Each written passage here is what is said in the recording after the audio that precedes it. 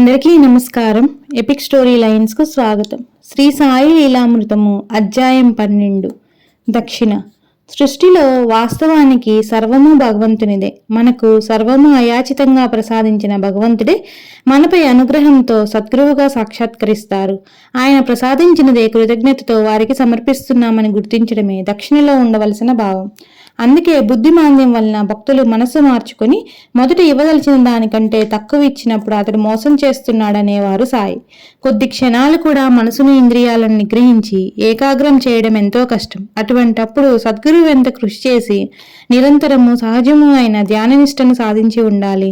ఆసక్తితోనే అనుక్షణము భక్తుల కష్టాలు కోరికలు తీరుస్తూ పరమార్థాన్ని చేకూరుస్తున్నారో కదా. ఇది తెలిస్తే గాని ఆయన కృతజ్ఞత ఎలా తెలుపుకోవాలో అర్థం కాదు. సద్గురువు కోరేది అటువంటి అవగాహన, కృతజ్ఞత, ప్రేమలనే. కారణం వాటి ద్వారా మాత్రమే మనం తరించగలం. భక్తులు కోరేది అశాశ్వతమైన లౌకిక విషయాలే అయినా ఆయన వాటిని సమకూరుస్తూ మనస్సును ఆత్మజ్ఞానం వైపుకు నడిపిస్తారు. ఆ కృతజ్ఞతే దక్షిణ. ఒకసారి కుదిరిన ఆ భావం మరలా చెదరకుండా చూచుకోవడమే నిజమైన దక్షిణ. వారు నిరంతర తపస్సుతో కూడబెట్టిన తపశక్తిని మనం వారి రక్షణలో పొందుతాము గనుక మనం కూడా ఎంతో శ్రమించి ప్రీతితో కూడబెట్టిన ధనంలో సాధ్యమైనంత దక్షిణగా సమర్పించడం ధర్మమని ఋషులు చెప్పారు. వారి నుండి మనం పొందే లౌకికమైన సాయం మనకు మాత్రమే ఉపయోగం. మనం ఆయనకు అర్పించేది తిరిగి సకల జీవుల శ్రేయస్సుకు ఉపయోగపడుతుంది కనుక దాని ఫలితం కోటి రెట్లుగా ఐహికంగానో పారమార్థికంగానో మనకే సంక్రమిస్తుంది. అందుకే తాము స్వీకరించిన దానికి తిరిగి 100 రెట్లుగా మేలు చేయవలసి ఉంటుందనేవారు బాబా. అధమం పక్షంగా దక్షిణను దానంగా తలిచిన ఆ దానాన్ని స్వీకరించే వారి ప్రాశస్త్యాన్ని బట్టి దానఫలం ఉంటుందని శాస్త్రం. అలా సాయికి సమర్పించబడిన దక్షిణ సకల దేవతలకు సత్పురుషులకే కాక సకల సృష్టికి పరమాత్మకు చెందుతుంది. మన భావము గుర్తింపులపై మనమిచ్చే దక్షిణ యొక్క ప్రాశస్త్యం ఆధారపడి ఉంటుంది. సాయి అడిగిన దక్షిణ అదే. సాయి కొందరు భక్తుల వద్ద దక్షిణ అడిగి తీసుకునేవారు, కొందరు ఇస్తే తీసుకునేవారు.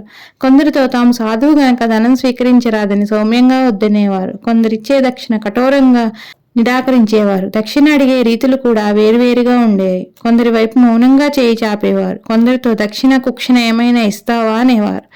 ఎవరైనా ఇవ్వకున్నా ఏమీ అనేవారు కాదు. అబద్ధం చెబితే బయట పెట్టేవారు. అయిష్టంగా ఇచ్చిన ఆ పైకం అన్యాయార్జితమైన స్వీకరించేవారు కాదు.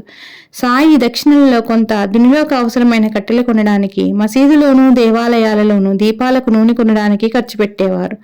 మిగిలిన పైకమంతా సాయంత్రం అయ్యేసరికి పేదలకు సాధువులకు పనిచేసేవారు. ఇదంతా తెలియని వారు సాయి భక్తుల వద్ద డబ్బు గుంజుతున్నారని ప్రచారం చేసేవారు. భక్తులు ఆపత్ సమయాలలో దేవులకు ముక్కులు మొక్కుకొని కష్టాలు తొలగాక మర్చిపోతే బాబా వారి వద్ద ఆ పైకం స్వీకరించి రుణ విముక్తులను చేసేవారు. తరచూ ఆయన కోరే పైకం ఆధ్యాత్మిక సత్యాలను సూచించేదిగా ఉండేది. రఘువీర్ పురందరే వద్ద బాబా ఎప్పుడు 2 రూపాయలు మాత్రమే దక్షిణ కోరేవారు. అతడు ఒకసారి కారణం అడిగాడు. నాకు కావాల్సింది కాసులు కావు, నిష్ఠా సబూరి అన్నారు సాయి. బాబా నేను ఆ 2 ఎప్పుడో సమర్పించానే అన్నాడు అతడు. నీవు వాటిని సమర్పించలేదు, నీ భక్తి నిశ్చలం కాలేదు. నీవు దృఢంగా అంటిపెట్టుకుని ఉంటే నేను నీ వెంటే ఉంటాను అన్నారు. బ్రహ్మసత్యం అన్నారు గనుక సత్యానికి దూరమైన వాడు పరబ్రహ్మ స్వరూపానికి దూరమే కదా. బాబాను సంపూర్ణంగా విశ్వసిస్తే అసత్యం ఎందుకు అవసరమవుతుంది? ఒకసారి నార్కే ఉద్యోగం లేనప్పుడు షిరిడీలో 1 సంవత్సరం ఉన్నాడు. అప్పుడు సాయి అతన్ని ప్రతిసారి 15 రూపాయలు అడగనారంభించారు. ఒకసారి అతడు, సాయి నాకు ఉద్యోగం లేదు, సరైన దుస్తులు కూడా లేవు, నేను రోజు మీకు 15 రూపాయలు ఎలా సమర్పించగలను అన్నాడు. నీ పరిస్థితి తెలుసు. నీవు చదువుతున్న యోగ వాసిష్టంలోని బోధని మనసులో నాటుకోవాలి. ప్రపంచంలో జీవిస్తున్న విషయాల పట్ల నిస్సంగుడివై ఉండాలని నా భావం అన్నారు. గురుబోధి యొక్క సారం గ్రహించి దాని ప్రకారం మన యోచనను పనులను సంస్కరించుకున్నప్పుడే మనం నిజంగా గురువును ఆశ్రయించినట్లు. అలా కాకుంటే అది మిథ్యాభక్తే. దహను నివాసి ఉద్దవేసి జ్ఞానేశ్వరి పారాయణ చేశాడు, కానీ అతడికి ఏమీ అర్థం కాలేదు. బాబా ఆజ్ఞాపిస్తే తప్ప అతడు మరలా పారాయణ చేయదలచలేదు. తర్వాత అతడు షిరిడీలో ఉన్నప్పుడల్లా బాబా అతన్ని రోజు 11 రూపాయలు అడిగేవారు. అతడు వరుసగా 10 రోజులు ఇచ్చాడు. తర్వాత రోజు, బాబా నాలోని 11, 5 జ్ఞానేంద్రియాలు, 5 కర్మేంద్రియాలు, మనస్సు మీకెప్పుడో సమర్పించాను అన్నాడు. అవి సమర్పించడానికి నీవెవరు? అవి ఎప్పుడో నా పరమైనాయి అని బాబాసాహెబ్ జోగ్ వద్ద నుండి ఏకనాథ భాగవతం తెప్పించి అందులోని 11వ అధ్యాయం తెరిచి అది జాగ్రత్తగా చదవమన్నారు. ఆత్మసమర్పణ చేశాక నేను సమర్పించడం అనడం ఎలా సాధ్యం? అలా అంటే అవి తనవేనన్న భావం ఉన్నట్లే కదా. దీక్షిత్ ఒకసారి ఏకనాథ భాగవతంలో ఆత్మసమర్పణ గురించిన శ్లోకం చదువుతున్నాడు. సాయి అప్పుడే అతని నుండి 16.5 దక్షిణ తీసుకురమ్మని బూటీని పంపారు. బాబా నిజంగా కోరింది ఆ శ్లోకం జాగ్రత్తగా అర్థం చేసుకోమనేనని దీక్షిత్కి తోచింది. ఇంతకు ముందు తాను లెక్కించిన తత్వాలు ఇవి: త్రికరణాలు 3, ఇంద్రియాలు 10, బుద్ధి 1, అహంకారం 1, తన ప్రకృతి అర, మొత్తం 15.5. సాయి కోరిన దక్షిణకు అర్థం తెలపమని ప్రార్థించి శ్లోకం మరోసారి చదివాడు. ఏకనాథుడు చిత్తాన్ని ఒక తత్వంగా చెప్పినట్లు గుర్తించాడు. మొత్తం 16.5. అదే సాయి కోరారు. ఒకప్పుడు దీక్షిత్ ఒక వేదాంత గ్రంథం చదువుతున్నాడు. అందులో బ్రహ్మమే సత్యమని, నామరూపాలతో గోచరించే జగత్తు మిథ్యే అని చెప్పి ఉన్నది. నగల జగత్తుకు, బంగారం బ్రహ్మానికి పోలికగా చెప్పి ఉన్నది. బ్రహ్మం సత్యమైతే దాని రూపమైన జగత్తు మిథ్య ఎలా అవుతుందో అతనికి అర్థం కాక అతడు సాయిని ప్రార్థిస్తుంటే అప్పుడే అతన్ని 100 రూపాయలు దక్షిణ పంపమని కబురు చేశారు సాయి. వెంటనే అతనికి ఇలా స్ఫురించింది: వేదాంతం ఈ జగత్తు లేదన్నదు. జగత్తునే నామరూపాలు నశిస్తాయని, వాటికి ఆధారమైనదే నిత్యమని చెబుతుంది. బాబా కోరిన 100లో 1 లేకపోతే సున్నాలకు ఉనికి లేనట్లు. నిత్యమైన సద్వస్తువుకు అన్యమైన రూపాలు ఉండవని, ఒక 0 పేర్లుండవని మరొక 0 తెలుపుతున్నాయి. నిత్య వస్తువును 1 సూచిస్తున్నది. ఒకరోజు రేగే తన జేబులో 100 రూపాయలు ఉంచుకొని బాబాను దర్శించాడు. సాయి అతని వద్ద 40 రూపాయలు, తర్వాత 40 రూపాయలు, ఆ తర్వాత 20 రూపాయలు దక్షిణ తీసుకొని మరలా 40 రూపాయలు అడిగాడు. ఆయన వద్ద పైకం లేదంటే శ్యామ వద్దకు పంపారు. అతడిలా అన్నారు: ఆయన కోరేది డబ్బు కాదు, నీ మనస్సు, బుద్ధి, కాలము, ఆత్మలని. ఈసారి దీక్షిత్ వద్దకు పంపారు. అతడు నీ దగ్గర ధనం లేదని యాచించడం అగౌరవం అనుకోరాదని ఆ సాయి బోధించారు అన్నాడు.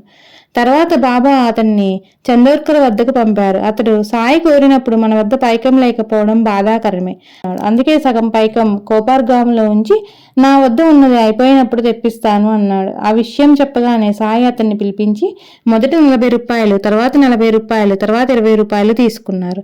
అతడు కోపార్గాం నుంచి పైకం తెప్పించుకునేలోగానే మరలా దక్షిణ కోరారు సాయి. నానాసాహెబ్ చిన్నపుచ్చుకున్నాడు. భక్తి ప్రధానం కాని యుక్తి కాదని సాయి అతనికి తెలిపారు. ఒకప్పుడు తార్కాడ్ బారిన 6 రూపాయలు దక్షిణ కోరారు బాబా. అది విని ఆయన కోరినది అరిషడ్వర్గాలు విడవమని అన్నాడు తార్కాడ్. ఆమె మసీదుకి వెళ్ళినప్పుడు సాయి మరలా దక్షిణ కోరారు. ఆమె తాను వాటిని సమర్పించానని చెప్పగానే ఆ స్థితి తొలగిపోకుండా చూచుకో అన్నారు. అలా భావం నిలిస్తేనే నిజంగా దక్షిణ సమర్పించినట్లు. సాయి బీవీ దేవి వద్ద దక్షిణగా 4 నవర్లు తీసుకొని కూడా నీవు 4 ఇచ్చిన బాబాకు చెందినది ఒక్కటే అన్నారు. భక్తుడెన్నిసార్లు తన అంతఃకరణ చతుష్టయం భగవంతునికి అర్పించినా ఆయనకి చెందేది ఆత్మ ఒక్కటే, ఒక్కసారే. ఒకప్పుడు మరికొంతమందితో పాటు రఘు అనే సాయి భక్తునికి కూడా జైలు శిక్ష విధించారు. అతడు రాసుకున్న అప్పీలు మెమో చూచి చందోర్కర్, దీక్షిత్ మొదలైన వారు కేసు చాలా బలంగా ఉన్నదని, లాభం లేదని చెప్పారు. అప్పుడు సాయి అతన్ని దూమల వద్దకు పంపారు.